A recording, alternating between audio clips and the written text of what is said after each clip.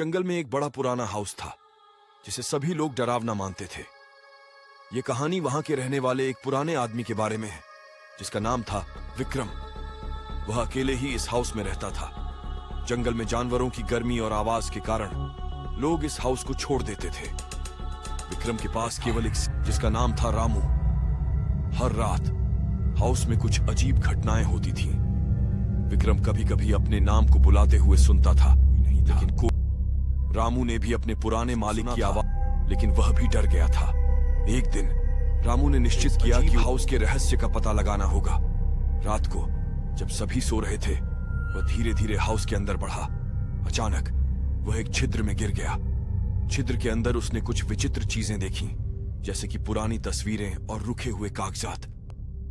रामू को अब यह यकीन था कि इस हाउस में कुछ गलत है। अगले दिन रामू ने विक्रम के पास जाकर सब कुछ बताया। विक्रम ने भी रामू के अनुभव और दोनों ने मिलकर हाउस के रहस्य को सुलझाने का निर्णय किया। दोनों ने रात को हाउस में प्रवेश किया।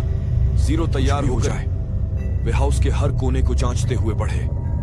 अचानक उन्होंने एक छिद्र देखा जो उन्हें एक और कमरे में ले गया। वहां एक पुराना बॉक्स खोजा जिसमें एक पुरानी किताब और कुछ और वस्तुएं थीं।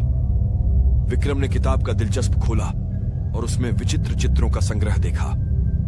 एक चित्र में वह एक अजीब चेहरे का आकार था जो उन्हें डरावना महसूस करा रहा था। फिर उन्होंने उसे करीब से देखा और देखा उनके आधे चेहरे की एक छवि थी।